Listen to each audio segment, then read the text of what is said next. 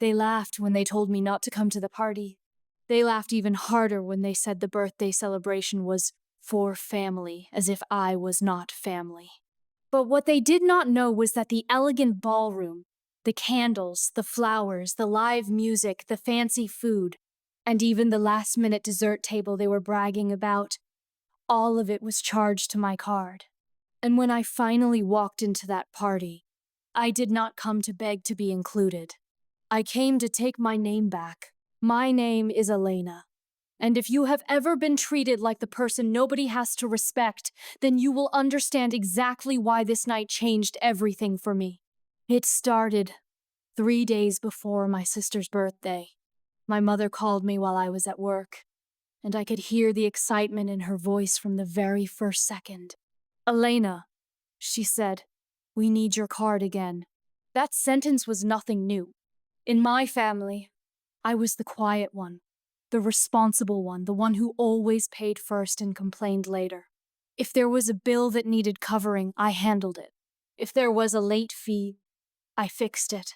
If somebody needed help putting a deposit down for a restaurant, a hotel, a dress, a trip, a gift, or a party, somehow my card always ended up in the conversation. At first, I told myself I was helping. That is what good daughters do, right? That is what older sisters do. That is what family means. But over time, I stopped feeling like a daughter and started feeling like a backup bank account. I said, "What for this time?" She replied, like it was obvious. "Your sister's birthday party. We found a beautiful venue downtown. It's expensive, but you know how important this is to her." I shut my eyes for a second. Important to her, not important to me. Never important to me. Still, I asked, "How much?" My mother gave me the number, and my stomach tightened. It was more than I had expected. It was enough to make me pause. "I already promised the venue," she said. "We just need your card. We'll pay you back when your father gets his bonus." I almost laughed, because I had heard that line before. Pay you back when the bonus comes. Pay you back when tax season ends. Pay you back when things settle down. Pay you back when the month is easier. Pay you back when somebody else can be blamed. But I did not say no. I wanted to say no. My body wanted to say no.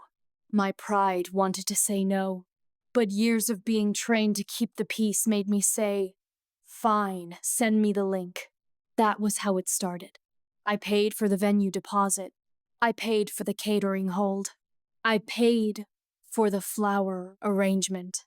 I paid for the cake, because my sister wanted a custom 3-tier cake with gold writing and fresh strawberries on top. I paid for the photographer. I paid for the decorations. I even paid extra for the little things no one notices until they are missing, like the printed menus, the linen napkins, and the last-minute upgrade for the private room. The total came out of my account in pieces, one transaction after another, until the number on my screen looked unreal. And while all that was happening, my family acted like I was not even part of the plan. My sister Rachel did not call to thank me. She never did. Instead, she sent messages like, "Make sure the venue looks classy," or "Do not let mom choose anything cheap," or "The party has to look expensive. My friends are coming," as if I was some assistant hired to make her life prettier, as if I was just background. My father was even worse. He never asked me directly for help. He would just nod when my mother said it, like my money was part of the household weather, something that simply appeared when needed. Then came the real insult, the invitation, or I should say, the lack of one. 2 days before the party, I came home early with a small gift bag for Rachel. Nothing huge, just a bracelet she had once mentioned wanting, and a card with a simple message inside. I had wrapped it carefully, because despite everything, I still wanted to give her something nice. When I walked into the house, I heard them talking in the kitchen.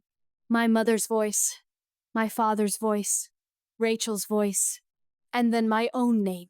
I slowed down. Not because I wanted to listen, because my body already knew something was wrong. My mother said, "Just do not make Elena come. It will ruin the mood." Rachel laughed, and I will never forget that sound. "Mom, it's my birthday. I do not want her there. She always acts like she is better than everyone just because she works all the time and sits there like a statue. Besides, her face always kills the vibe." My father said, "You're right. This should be a fun night. Elena is too serious." Too serious. That was the word they used when I worked hard. Too quiet. That was the word they used when I did not beg for attention. Too sensitive. That was the word they used when I was hurt. Too difficult. That was the word they used when I finally stood up for myself. Then my mother said the line that changed something inside me forever. "She does not need to come. It is better this way. We are not trying to make her feel awkward." I stood there in the hallway with my gift bag in my hand, listening to my own family casually discuss excluding me from the very celebration I had funded. And not only excluding me, they were insulting me while doing it. My chest felt tight, my throat burned, my eyes stung. For 1 second, I thought about walking in and saying everything. I thought about holding up my bank app and reading the charges one by one. I thought about telling them that the party they were so proud of existed because of me. But I did not. I was too tired for a scene. Too tired for yelling. Too tired for trying to prove my worth to people committed to misunderstanding me. So I quietly put the gift bag down near the front door, turned around, and walked out. No one noticed. That part hurt more than the insult. No one even looked up. That night, I sat in my car for a long time, with both hands on the steering wheel, staring at the dashboard like it might tell me what to do next. I was angry. Not the loud kind of angry, the quiet kind, the kind that sits deep in your chest and gets heavier every minute. I kept replaying everything, every bill I had covered, every time I had been asked to help, every time I had been told to be patient. Every time I had smiled through being treated like I did not matter. And then, I did something I had never done before. I opened my banking app. I looked at every transaction. Venue deposit, catering hold, cake payment, decorators, music package, the little charge for the extra dessert tray. My name was on all of it. My card, my money, my trust.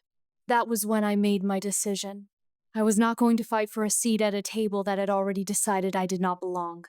I was going to show them what happened when they built their celebration on the back of the one person they refused to respect. The next day, I called the venue. I was calm, almost too calm. The woman at the front desk answered politely, and I gave her my full name, the last 4 digits of my card, and the reservation number. I asked a simple question. If the cardholder removes authorization for the final payment, what happens? There was a pause. Then she explained the policy. If the remaining balance was not approved, extra services would stop. The reservation would still hold for the contracted minimum, but any added time, premium menu items, and pending charges would be declined. I asked her to note my account. Then I asked her one more question. "Can I speak to the manager at the event if needed?" "Yes," she said. That was all I needed. I was not trying to ruin a birthday. I was not trying to hurt Rachel just for the sake of revenge. I was trying to make one point very clear. Do not use me and then erase me. Do not spend my money and then pretend I do not exist. Do not smile in my face while you plan my humiliation behind my back. That evening, I got ready slowly. Not because I wanted to look like I was trying to impress anyone. I wanted to look like myself. I wore a simple black dress, clean and elegant, with my hair down and a small silver necklace at my throat. No heavy makeup, no dramatic accessories, nothing that screamed for attention. Just me. The woman they underestimated. The woman they thought would stay home and cry quietly. The woman they forgot had paid for everything. When I arrived at the venue, the The parking lot was full of expensive cars and polished faces. Through the glass doors, I could already hear the music. I could see balloons floating near the ceiling. I could see soft, golden lights glowing over white tablecloths and tall flower arrangements. It looked beautiful, and it was all standing on my name. I stepped inside, and the hostess recognized me right away. "Good evening, Miss Elena," she said carefully. "The manager is expecting you." That sentence alone told me the venue already understood, more than my family did. I nodded and followed her. As we walked past the dining area, I saw the whole scene in one sweep. My mother, dressed like she was hosting a gala. My father, standing near the center of the room like a proud sponsor. Rachel, wearing a sparkling dress and laughing with her friends as if she had won something. And there, near the back, several family members who had all seen me too many times to ignore me, and yet somehow always found a way to. For a second, nobody noticed I was there. Then my mother turned and froze. Her smile vanished first. Then her face changed into something flatter, colder. Rachel turned next. Her laugh stopped mid-breath. My father's eyes narrowed in confusion. Because I had not come looking broken.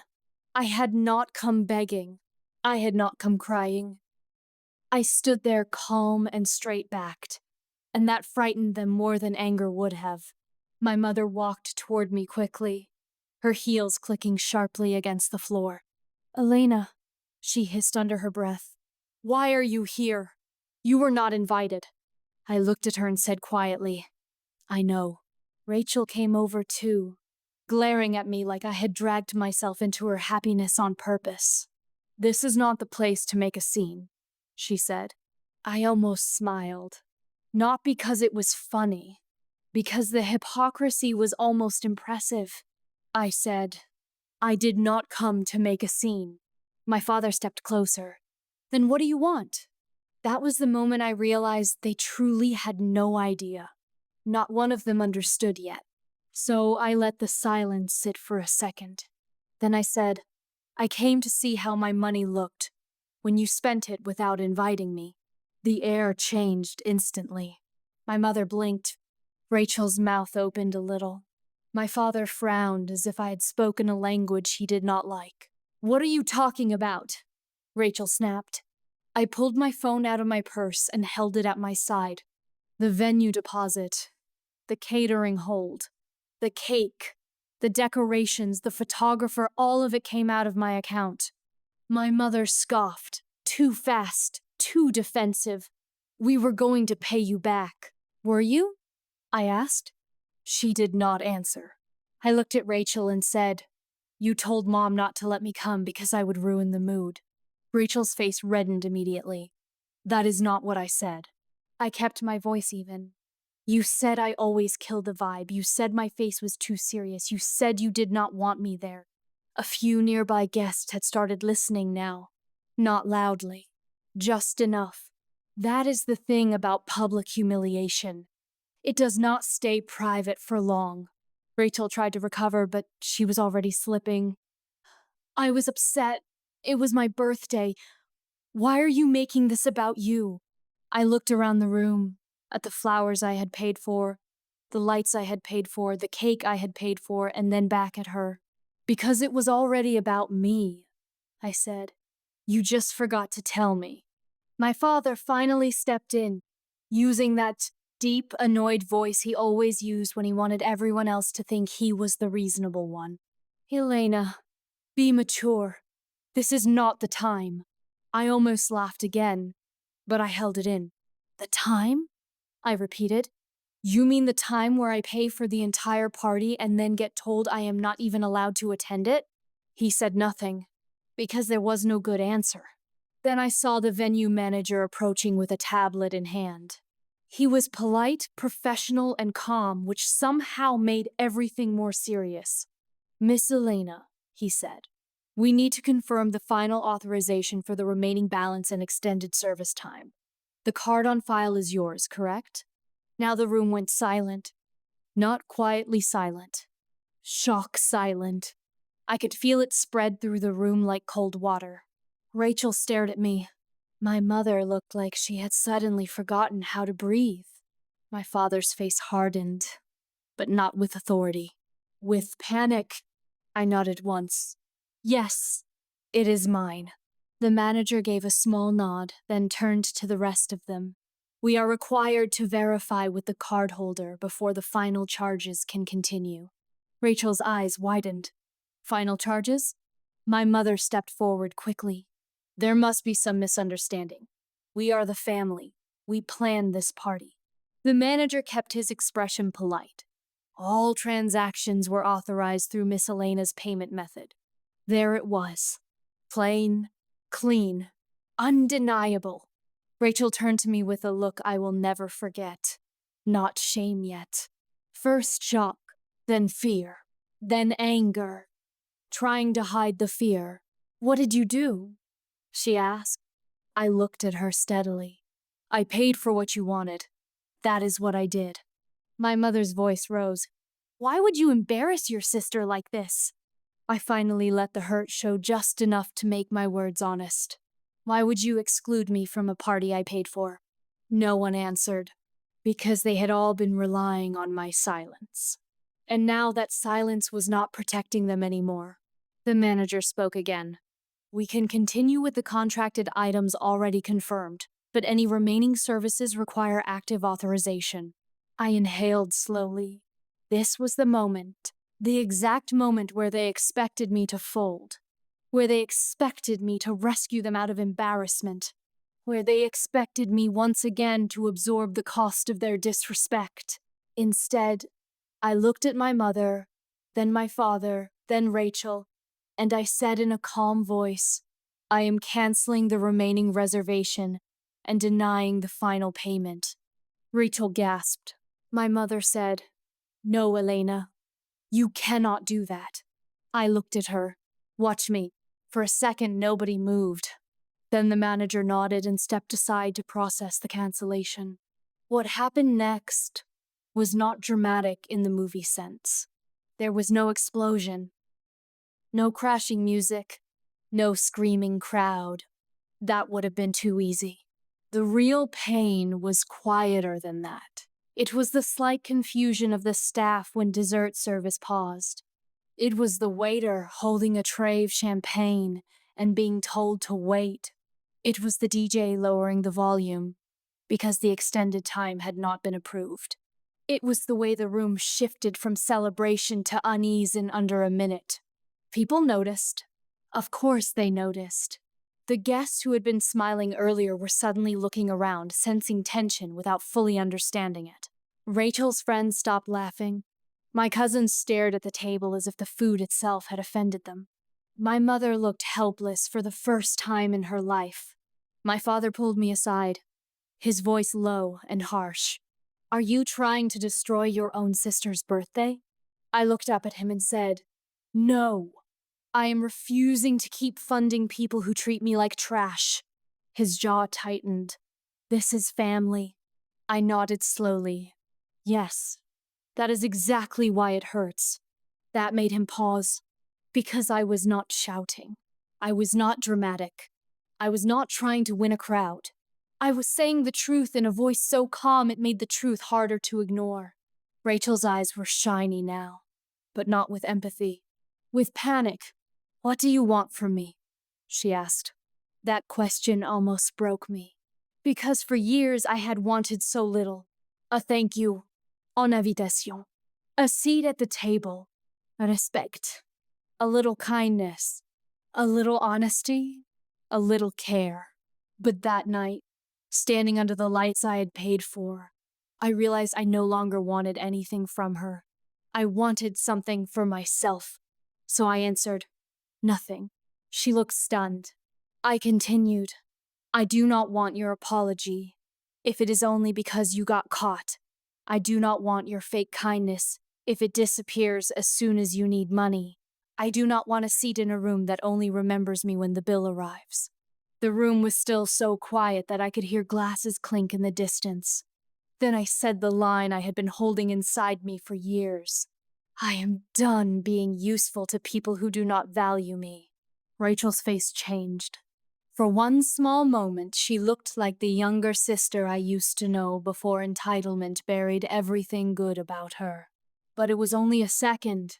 Then she turned defensive again. You always act like you are the victim, she snapped. We did not tell you not to come because we hate you. We just wanted tonight to be fun. I nodded. And I wanted to be treated like a human being. That was all. No screaming. No insults. No broken plates. Just truth. Hard truth. The kind that makes a room uncomfortable because it cannot be laughed off. My mother started crying then, but not in a way that moved me. She cried because the control was slipping. Because the party was not hers anymore. Because she had built a whole performance around my money and my silence, and now both had disappeared. Please, she whispered, do not do this here. I looked at her and said, you should have thought of that before you told me I did not belong. She had no answer. The manager approached again and politely informed them that the remaining package had been halted until further notice. The cake would still be served. The contracted food already prepared would remain available, but anything extra would require immediate payment from another authorized source. And that was the final humiliation. Because suddenly my family had to deal with what they had avoided all along. The reality that the beautiful evening they were showing off was never truly theirs. The reality that their pride had been built on my restraint. The reality that the person they treated as optional was the same person holding the whole thing together. Rachel looked at me with tears now. Real or not, I could not tell anymore. Elena, please, she said. And for the first time, she did not sound spoiled. She sounded small. I am sorry. Maybe she meant it. Maybe she did not.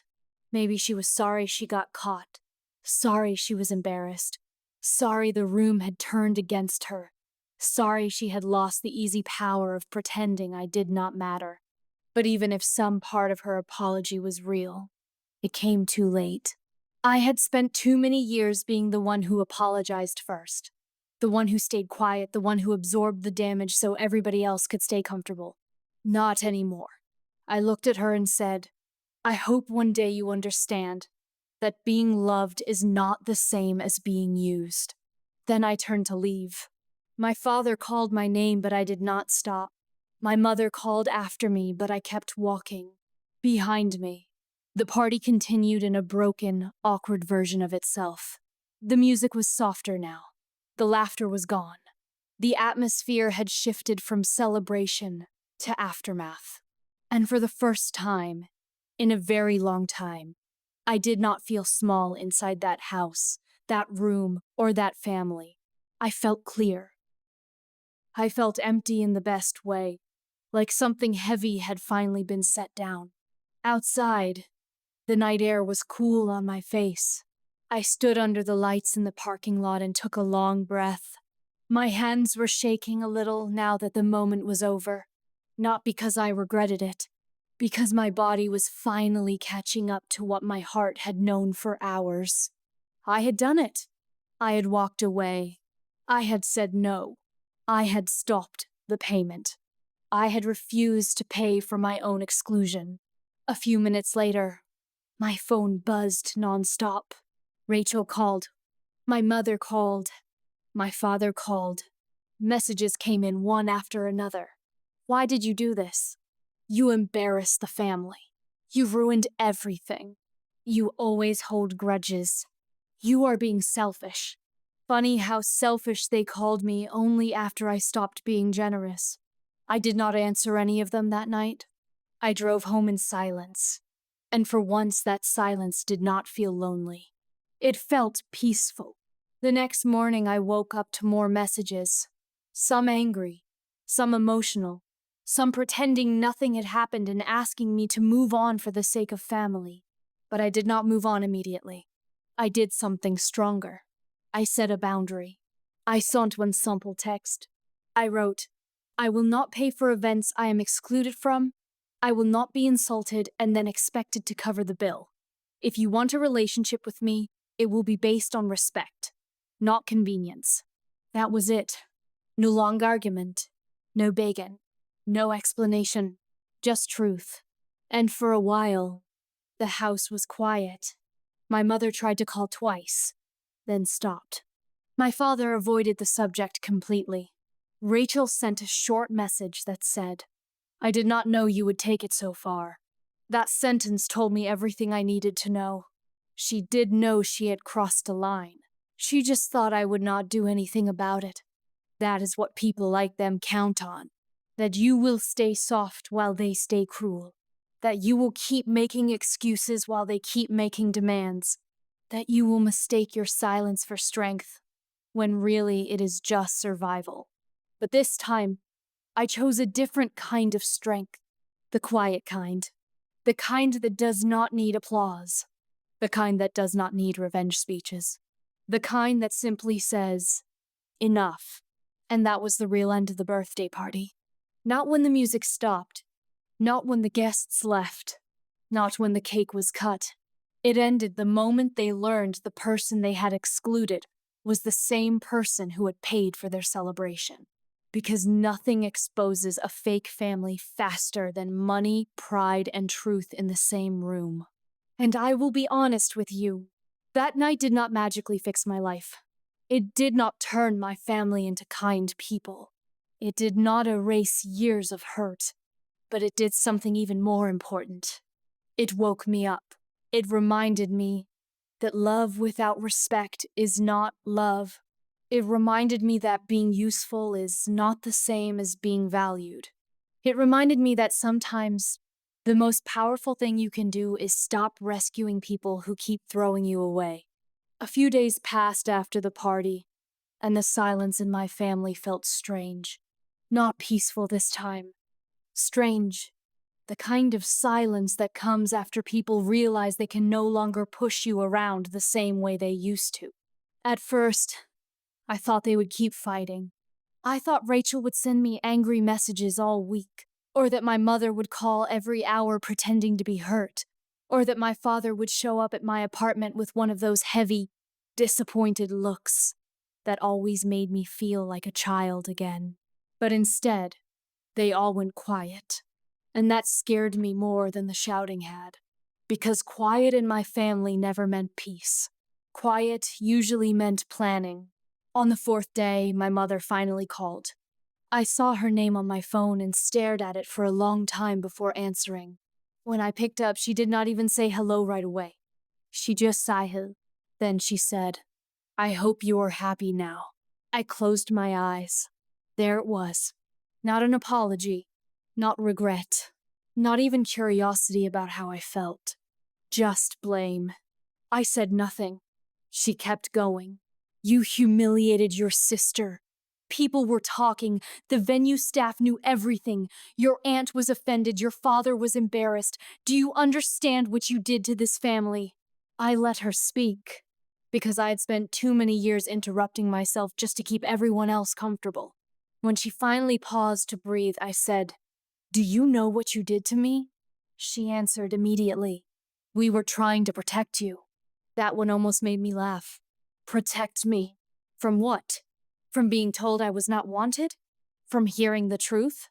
From understanding exactly how little they valued me? I said, "You told me not to come because I would ruin the mood." She said, "Rachel was stressed." "She was cruel," I replied. "She is your sister." "And I am your daughter," I said. There was a long silence after that. Then my mother said the sentence that proved nothing had changed. "You always make things harder than they need to be." I stared at the wall in my kitchen, feeling that old, familiar ache rise up in my chest again. The ache that comes when someone keeps refusing to see you even after you have spoken clearly. I answered, "No, Mom. I stopped making things easier for people who hurt me." She was quiet again. This time, not because she had nothing to say, because she did not like what I said. Then she switched tactics. Her voice softened. "Elena, your sister was crying all night." I said, "Good." She gasped. But I did not back down. She should cry, I said. She should think about what it means to exclude someone, insult them, and still expect them to pay for the privilege. My mother's voice turned cold again. You are being bitter. No, I said. I am being honest. She ended the call after that. No apology. No understanding. No attempt to repair anything. Just the soft click of another person choosing denial over accountability. I put the phone down and stood there for a moment, in the middle of my kitchen, breathing slowly. I was shaking, but not because I felt weak, because I was done pretending that truth did not hurt. That same afternoon, I got a message from my Aunt Lisa. She was not kind in the way people expect kindness to look. She was blunt, straight, the kind of woman who tells the truth even when everyone else wants to dress it up. Her message said, I heard what happened. For what it is worth, you were right. I stared at that message for a long time. It was only one sentence, but it felt like a hand reaching out to me in the dark. I called her back immediately. When she answered, she did not waste time. I should have said something years ago, she told me. I sat down on my couch. You knew? She sighed. I knew they leaned on you too much. I knew they took your kindness for granted, but I did not know they were excluding you from the party after using your card. That was ugly, Elena. Really ugly. I swallowed hard, because finally somebody said it out loud. Ugly. That was the right word. Not misunderstanding. Not family tension. Not a small issue. Ugly. She kept talking. Your mother has always been the sort who thinks the loudest person in the room is the most important one. Rachel learned that from her. Your father prefers peace over honesty. And you, well, you became the one who kept everything from falling apart. I looked out the window. That was exactly how it had always felt. Not like I was a daughter, like I was a support beam. She said, people only notice the beam when it cracks. Her words hit me harder than I expected, because that was what I had become, the invisible structure holding everybody else up, and the moment I stopped holding, the whole thing shook. Later that evening, I got another call, this time from Rachel. I almost did not answer, but something in me wanted to hear what she would say without the family noise around her. So I picked up. She sounded tired. Not angry. Not dramatic. Just tired. Can we talk? She asked. I said, you are talking. She exhaled sharply. Elena, please do not do this. Do what? Act like I am some villain. I sat down slowly. Rachel, you told people not to invite me because I was too serious. She went silent. I continued. You made fun of me. You treated me like I was ruining your event. And then you expected me to pay for it. So tell me, what part of that sounds like I should be grateful? She said, quieter now. I did not think you would actually cancel everything. That was honest. And horrible. Because there it was. She did not think I would act. She thought I would suffer quietly and keep funding her comfort. I said, that is the problem. You never thought I would stand up for myself. She did not answer. I could hear her breathing on the other end. Then she said something I did not expect. I was jealous. I closed my eyes. Not because the word shocked me, because it hurt. She rushed to explain. You always had your life together. You worked hard. You never needed attention. Everyone always praised how responsible you were. I know that sounds stupid, but sometimes it made me feel like I was always failing next to you. I listened, not because I was ready to forgive her, because for once, I wanted the truth. She said, so I acted like you did not matter because it was easier than admitting I felt small. That was the most human thing she had ever said to me, and maybe the saddest. Because jealousy can be ugly, yes, but jealousy mixed with entitlement becomes cruelty. I said, Feeling small is not an excuse for making someone else disappear. She cried then. Actually cried. Not loudly. Not for attention. Just quietly. And for a moment, I almost felt sorry for her. Almost. But sorry is not the same as healed. She said, I know I was wrong. I answered, then start there. She whispered, do you hate me? That question sat between us like a heavy stone. I thought about all the years, the birthday parties, the family dinners, the borrowed money, the sneering comments, the way I had learned to stay useful just to remain included. Then I said, no, but I do not trust you. That was the truth, not hatred. Trust was the thing she had broken. And trust is harder to repair than anger. She was silent again. Then she asked, what do I do now? I looked at the small stack of bills on my table, the coffee mug beside me, the life I had built without asking for permission, and I answered carefully, you stop expecting me to save you. You stop speaking about me like I am an inconvenience. You stop treating my kindness like a permanent resource. And if you ever want a real relationship with me, you start by respecting me when there is nothing to gain. Her voice was barely above a whisper. Okay. For the first time in years, I heard no fight in her, only surrender. Not the fake kind, the real kind.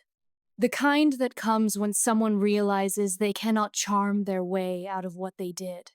After that, things changed slowly, not all at once. My mother did not apologize right away, but she stopped calling me only when she needed something. My father, who had always hidden behind silence, sent me a message that simply said, I should have handled that better.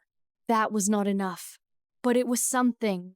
And Rachel, to her credit, did the hardest thing. She came to my apartment 2 weeks later. She did not bring a gift. She did not come dressed like she was still in control. She came plain, nervous, human. When I opened the door, she stood there, holding her purse with both hands like a shield. I know you might not let me in, she said. I held the door open, without speaking. That was my answer. She stepped inside slowly, looked around, and then said, your place is nice. I nodded once. She sat down on the edge of my couch like she was afraid to take up too much space. For a minute, neither of us said anything. Then she looked at me and said, I wrote something. She pulled out a folded piece of paper from her purse. My therapist said I should say things clearly. I almost smiled at that. My sister had never been the writing type unless it was a social media caption. So I listened. She unfolded the paper. Her hands were shaking. And then she read it. She said she was sorry for excluding me. She said she was sorry for using my money without gratitude. She said she was sorry for mocking the parts of me that were actually my strength. She said she was sorry for believing that because I did not fight loudly, I did not feel deeply. When she reached the end, her eyes were wet. So were mine. But I did not cry in the way she expected. I cried in the way people do when they finally hear the words they should have heard years ago. Then she looked up and said, I know I cannot fix this overnight. I said, no, you cannot. She nodded, accepting it. Then I asked her the question I had needed to ask for a long time. Do you respect me now? Or are you just afraid to lose what I give? That one cut deep. She looked down at her hands. Then she answered honestly, both maybe, but I want to be better than I have been.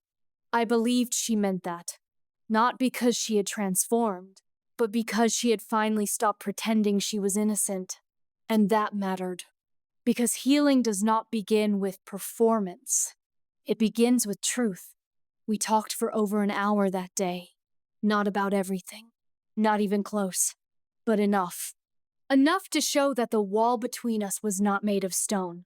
It was made of years. And years can be taken apart, one piece at a time. That night, after she left, I sat in my apartment with the lights low and thought about what had happened. I did not suddenly forgive everyone. I did not suddenly want a giant family reunion.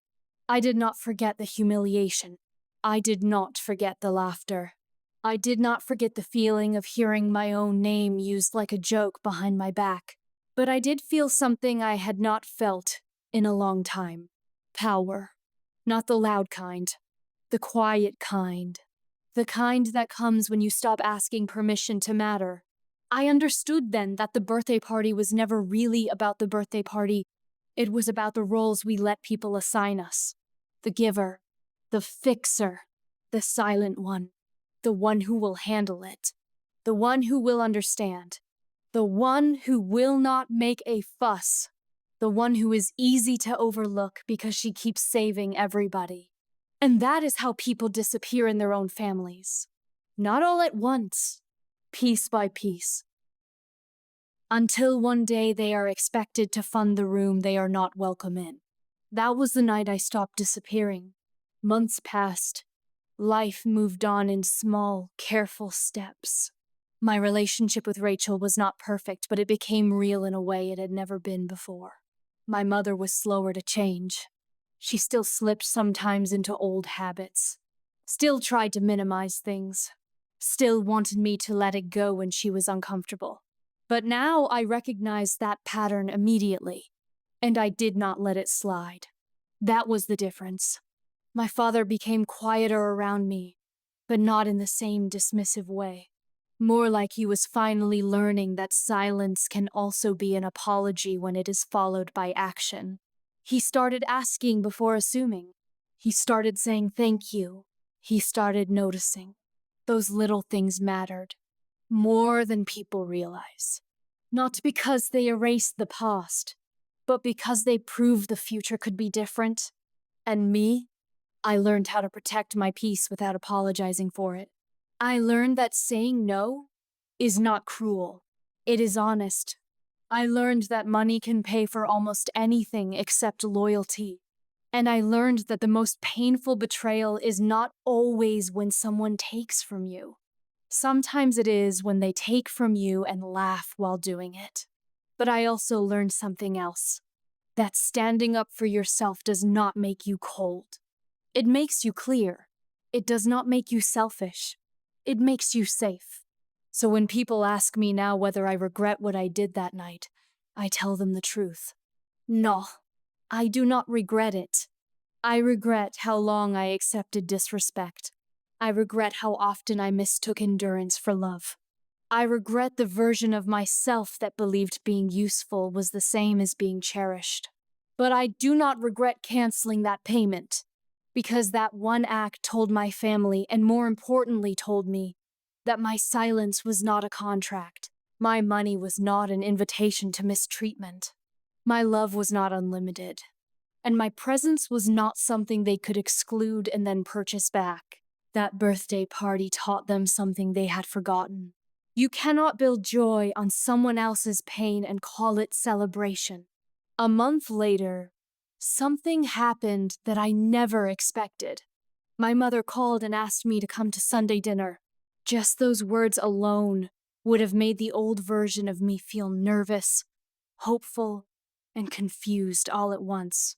But I was not that version anymore. Now, when someone in my family invited me anywhere, I first asked myself one thing. What do they want? Because I had learned that family sometimes does not invite you out of love. Sometimes they invite you because they need something. Still, I went, not because I trusted them completely, because I wanted to see who they were when they no longer had the power to scare me. When I arrived, the house felt different. Not warmer, just different. My mother had cleaned everything too carefully, like she was trying to prove something. The table was set beautifully, too beautifully.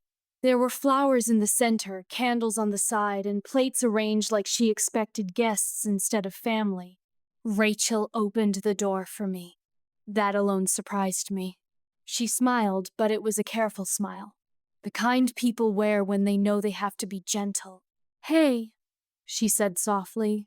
I nodded and stepped inside.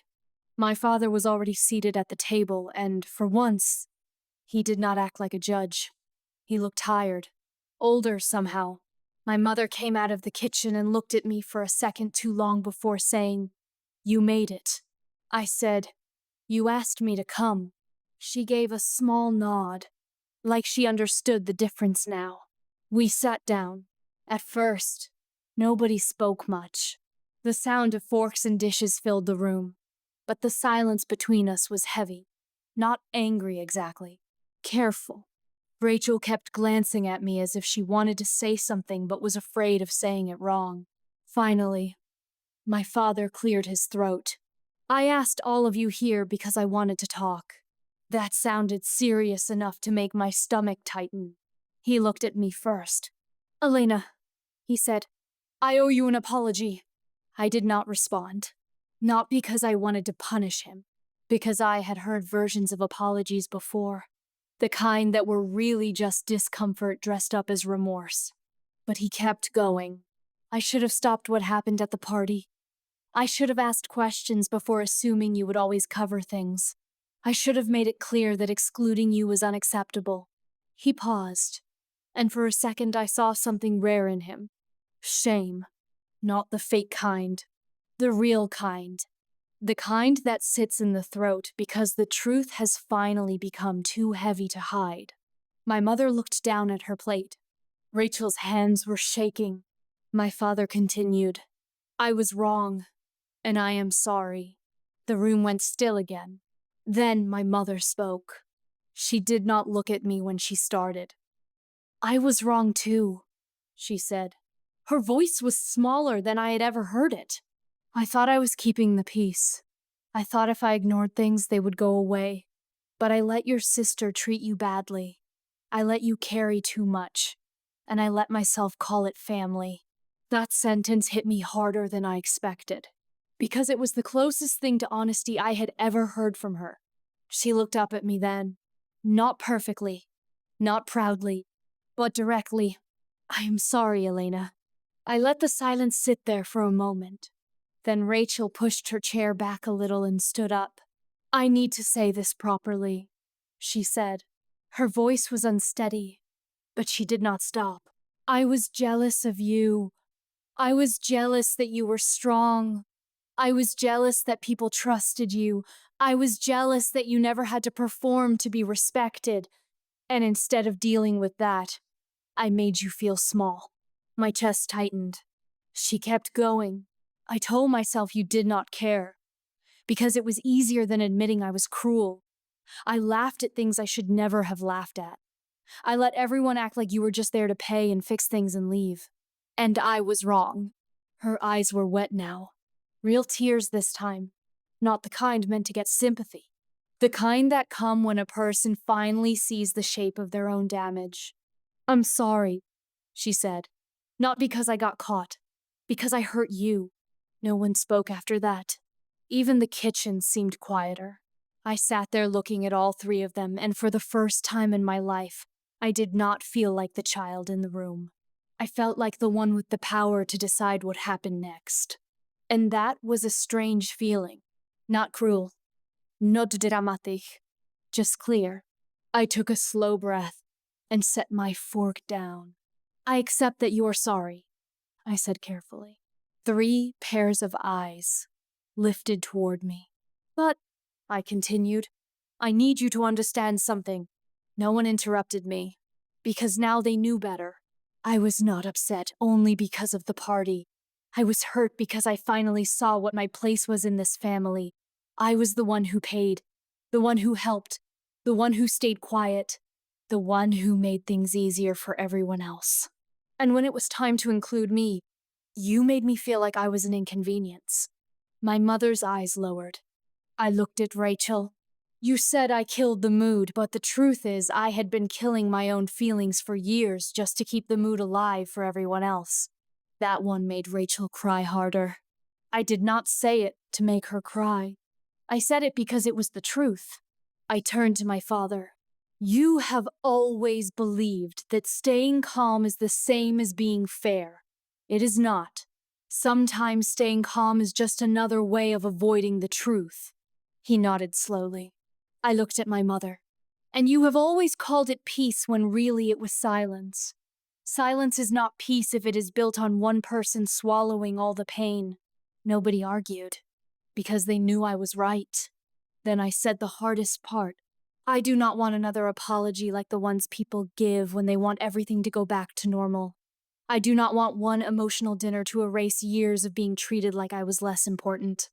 If this family wants to change, then it has to change in behavior, not words. My mother asked quietly, "What does that mean?"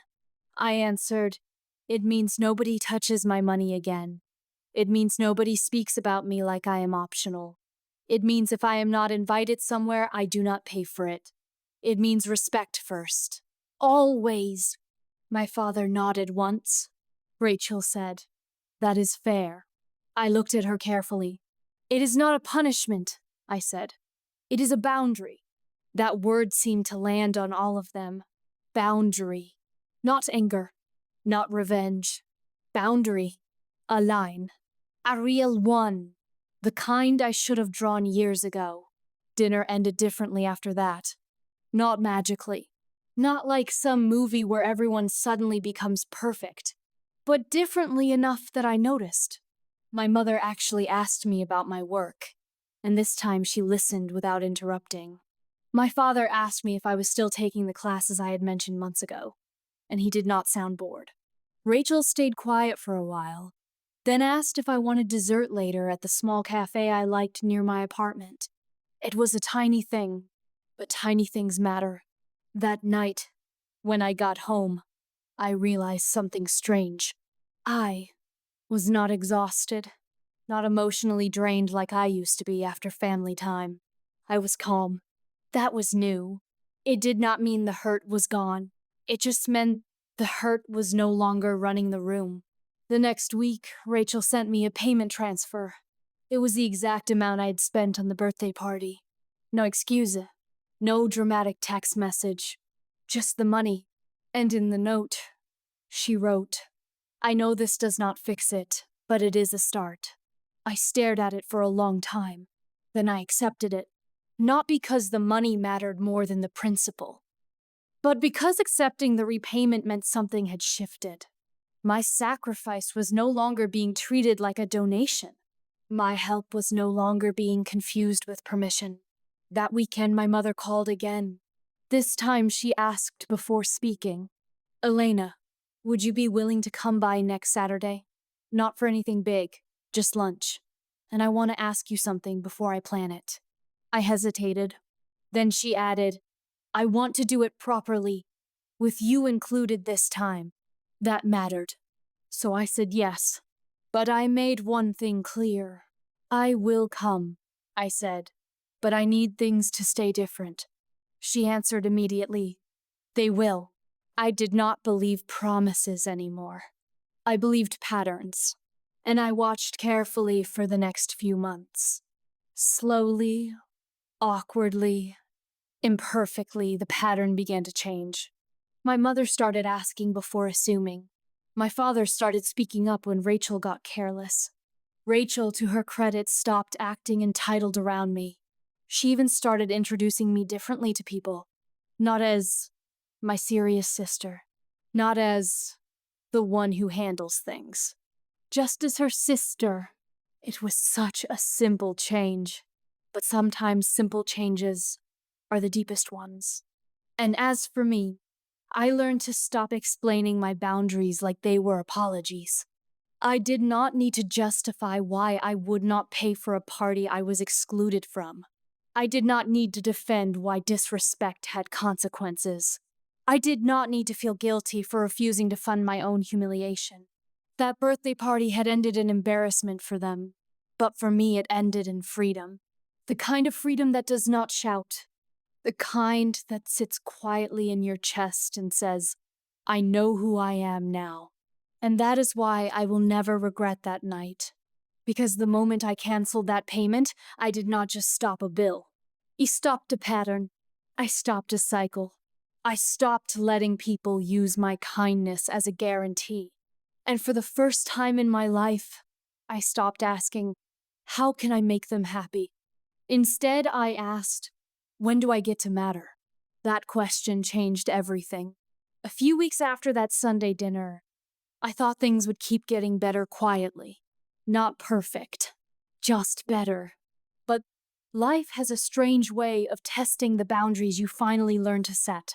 It was my cousin Mia's engagement party when the next problem happened. At first, I almost ignored the invitation.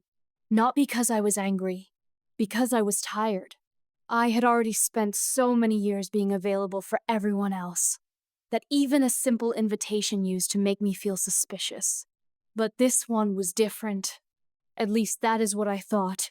My mother called me herself and said, "Please come. This time it really is a family event, and you are included." The way she said included made me pause.